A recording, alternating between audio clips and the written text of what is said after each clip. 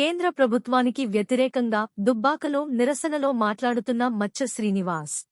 ప్రజల చేత ఎన్నుకోబడ్డటువంటి ప్రజా ప్రభుత్వం ప్రజలకు రక్షణ కల్పించాలని పోగా ప్రజలకు రక్షణ కల్పించకుండా ఎవరైతే ప్రజలకు రక్షణగా ఉంటారో పోలీసులు, ఆ పోలీసుల చేత విద్యార్థుల పైన దమనకాండ, లాఠీ చార్జ్ అంటే ఇష్టం వచ్చిన రీతిలో మోడీ ప్రభుత్వం దాడి చేయడాన్ని మేము ఖండిస్తా ఉన్నాం.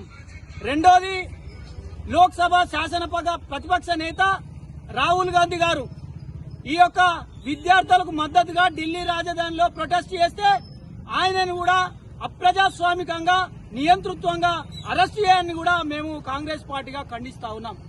ఈ రోజు భారత ప్రభుత్వం నరేంద్ర మోడీ గారు గత 30 రోజులుగా నీటి ప్రశ్నాపత్రాలు లీక్ అయినాయి. ఈ లీకుకు కారకుడైనటువంటి నీ కేబినెట్ లో మినిస్టర్ అయినటువంటి యూనియన్ మినిస్టర్ విద్యాశాఖ యూనియన్ మినిస్టర్ ధర్మేంద్ర ప్రధాన్ గారిని రాజీనామా చేయాలని ఢిల్లీ జంతర్ మంతర్ దగ్గర అనేక రకాలైనటువంటి విద్యార్థులు, శాస్త్రవేత్తలు, విద్యావేత్తలు ధర్నా చేస్తా ఉంటే, ప్రొటెస్ట్ చేస్తా ఉంటే ఈ రోజు కూడా ఈ దేశ ప్రధానమంత్రి కేబినెట్ స్పందించకపోవడం ఈ దేశంలో పూర్తిగా ప్రజాస్వామ్యం మొత్తం నిర్మూలించారని చెప్పి ఈ సందర్భంగా తెలియజేస్తా ఉన్నాం.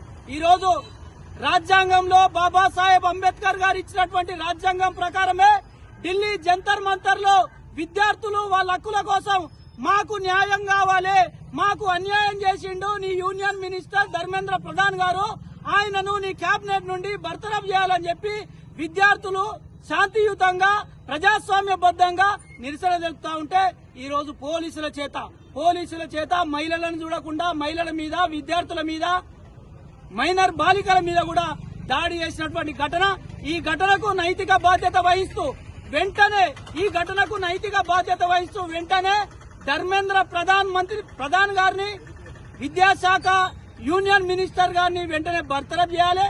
లేకుంటే ఇవన్నిటి కూడా బాధ్యత వహిస్తూ నరేంద్ర మోడీ గారు రిజైన్ చేయాలని సందర్భంగా వారిని హెచ్చరిస్తా ఉన్నాం. ప్రతి ప్రాణాన్ని రక్షించాల్సిన బాధ్యత, ప్రాథమిక హక్కు ప్రభుత్వాలది.